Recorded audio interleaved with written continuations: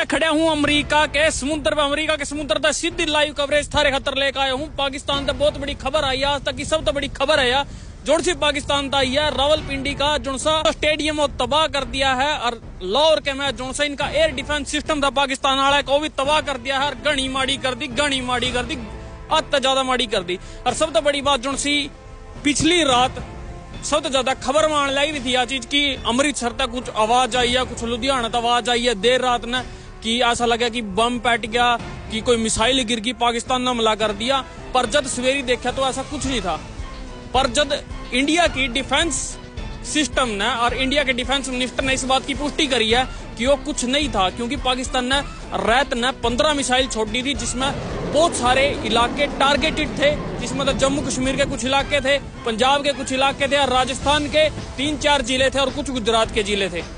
वे targeted थे जो उनसे बॉर्डर एरियाज थे, बॉर्डर स्टेट्स के अंदर, पर वे नेस्त नबूद कर दिए इंडिया की डिफेंस सिस्टम ने। और जो में 15 मिसाइल पाकिस्तान ने छोड़ी थी रात की रात में आसमान के आसमान में वे उड़ा दी गई है। जी हाँ, भारत ने तो पाकिस्तान का डिफेंस सिस्टम नेस्त नबूद कर दिया, पर भारत का डिफेंस सिस्टम कोई नहीं कर सकता। अब तो हम न्यू कहोगे कि पाकिस्तान का डिफेंस सिस्टम किसने खराब करया, वो करया है S-400।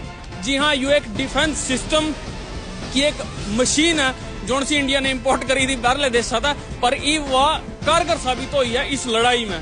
बहुत सारे लोग न्यू कहते कि ऑपरेशन सिंदूर के बाद कोई हमला नहीं होगा, कुछ नहीं होगा, पर ये चीज लगातार देखने में मिल रही है। इंडिया ने तो न्यू कहा था कि हम सिर्फ हमला करेंगे उन टारगेटेड 9 लोकेशंस के ऊपर जो सी आतंकी अड्डे बने हुए हैं, पर उसके बाद पाकिस्तान ने रिटेलिएट कराया, अपने मासूम सिविलियन को टारगेट कराया है, जिसमें था जम्मू कश्मीर के बहुत सारे इलाके, स्पेशली पुंछ में देखा गया है कि गुरुद्वारे टारगेट करे गए हैं, और कुछ एक मंदिरा के ऊपर भी मोटरार और मिसाइल गिरी है, जिसमें बहुत सारा नुकसान हुआ है लोगों ने। इसके बाद भारत ने बदला लिया है कि शेखपुरा के बहुत सारी बिल्डिंग गिर गई, और के जितने भी आतंकवादी थे वे सारे के सारे खत्म होने की कगार पर, क्योंकि जो उनके मेन सरगना थे उनके ऊपर टारगेट करे। हर इवलग भी वो लड़ाई रुकी नहीं है भाई साहब। इतना न्यू कहोगे कि जो से अमृतसर के अलावा जो से नाल था, या फिर जम्मू कश्मीर के कुछ इलाके थे जिसमें अवंतीपुरा था, में कौन कौन से एरिया थे जड़ा रात न हमले हुए थे, और इंडिया के S-400 डिफेंस सिस्टम ने वे नेस्त नबूद कर दिए थे रात की रात में।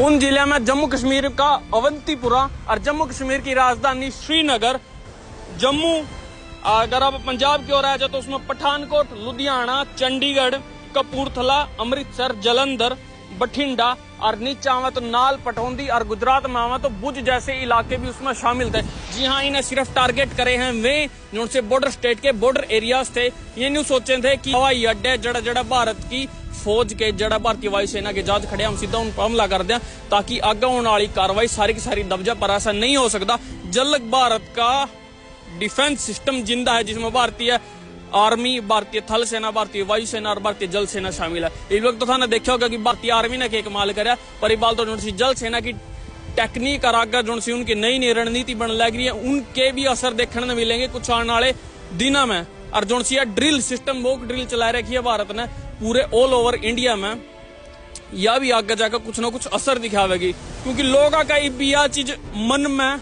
चल रही है कि अगर ऑपरेशन सिंदूर तो हो गया, उसके बाद में मॉक ड्रिल लगातार क्यों होने लग रही है, क्या कुछ बड़ा हो सके आने वाले टाइम में। थाने के लाके नीचे कमेंट करके जरूर बताइए, और भारत का यू बदला थाना कैसा लगा वो भी जरूर बताइए। जय राम जी की जय, भारत जय हरियाणा, जय हिंद।